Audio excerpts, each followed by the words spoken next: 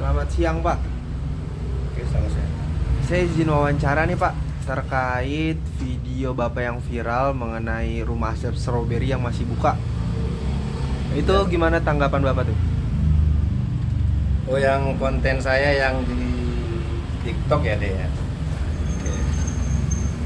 Ya, sebelumnya dalam kesempatan yang masih bulan Syawal ini saya mengucapkan minal aidin wal faizin, mohon maaf lahir dan batin kepada seluruh masyarakat dan netizen.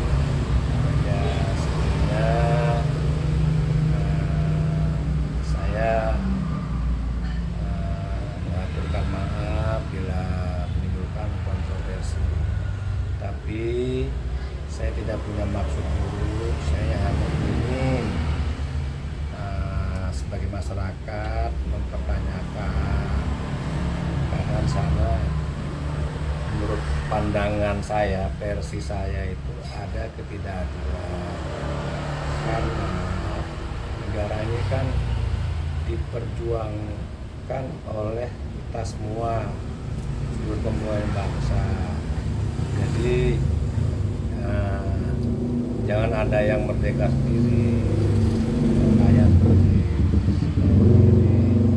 karena kawasan Puncak itu adalah destinasi wisata yang sangat diminati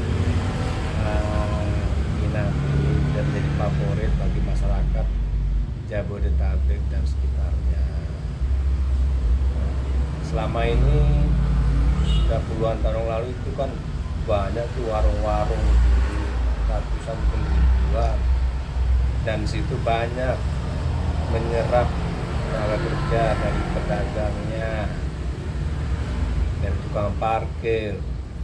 Jadi keputeran ekonomi di situ sangat luar biasa besarnya.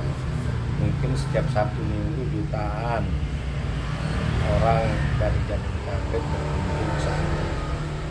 Nah, saat penggusuran yang dilakukan oleh Pemkab Bogor bersama saya justru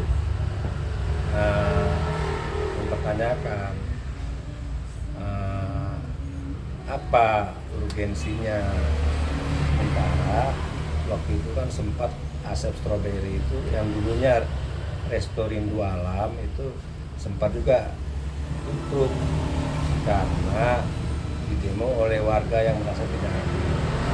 Sekarang tiba-tiba buka. Menurut hemat saya, Asep Strawberry itu juga berdiri di lahan Pemprov Jabar, ya. Nah, hanya saja dia memiliki hak guna bangunan atau hak guna usaha. Tentunya kan dengan bangunan sebesar dan semewah itu kan modalnya juga besar, ya, besar. Itu orang yang punya uang yang bisa melakukannya. Berbeda dengan warung-warung kaki lima itu yang tidak modal dan tidak mampu untuk mengurus usaha. Ya. Menurut pandangan saya, pemerintah, Pemprov maupun Pemkab harus berlaku adil, harus memikirkan hajat hidup orang banyak. Kan ya terlalu mencolok ya di antara ribuan orang yang ada satu yang berdiri. Nah, itu menunjukkan tidak adilan. Selama ini warung-warung itu berdiri walaupun mereka tidak langsung membayar pajak, tapi mereka itu berkontribusi terhadap perputaran ekonomi. Nah, coba kalau sekarang mereka digusur dan mereka nganggur, itu kan kerugian juga pemerintah. Nah, menurut saya seperti itu deh. Oke, baik Pak. Ini kan di konten Bapak kan netizen kan ada yang berkomentar bahwa konten tersebut fitnah dan provokasi. Lalu bagaimana tanggapan Bapak melihat konten tersebut? Oh ya, mengenai apa kan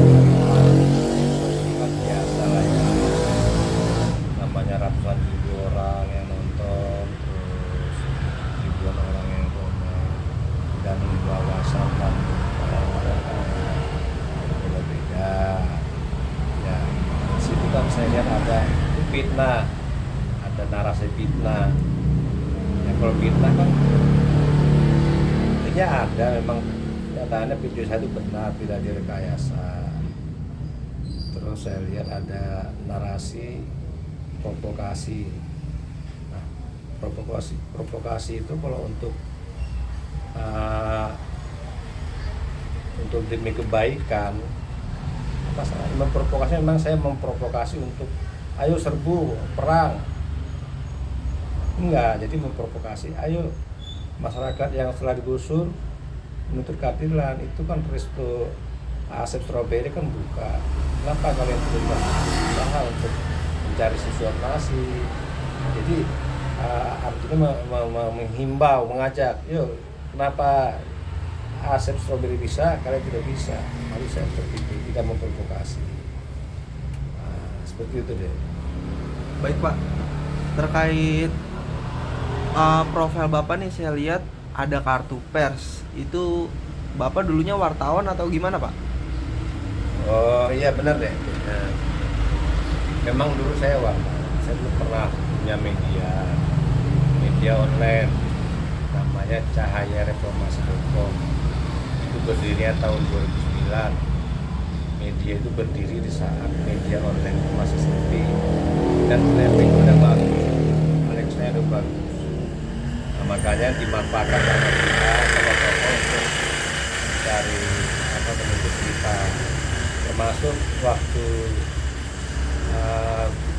Pak Jokowi jadi gubernur, media ini juga berperan untuk menyoroti, bahkan saat Pak Jokowi mau jadi presiden, saat itu ada relawan pro Jokowi namanya relawan Barajipi.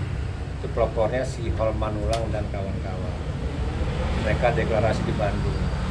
Saat itu mereka hanya menjadikan Facebook sebagai media. Terus mereka minta tolong ke saya agar untuk membantu memberitakan.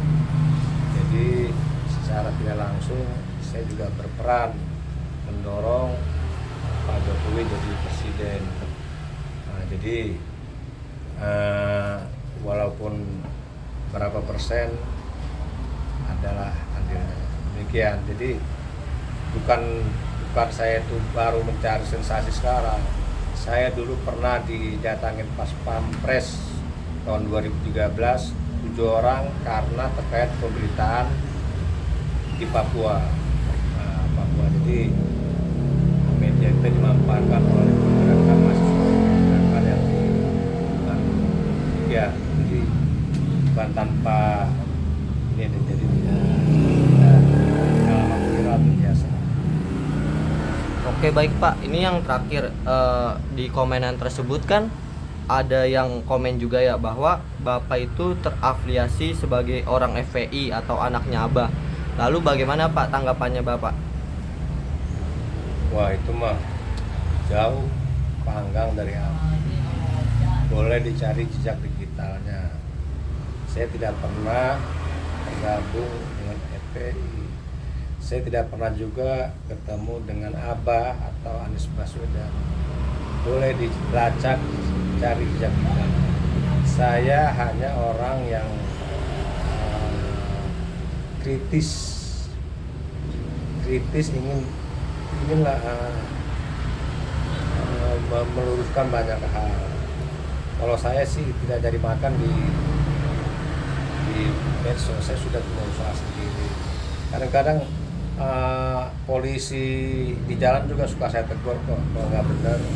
Boleh dicek itu di video-video saya banyak yang viral kok, itu ada yang 300.000. Saya menyorotin aparat-aparat. Jadi bukan hal yang baru untuk viral, bukan cuma nebeng. Artinya sebagai pejabat itu seyogianya harus menerima kritik. Untuk pesan untuk netizen juga harus bisa bijaksana.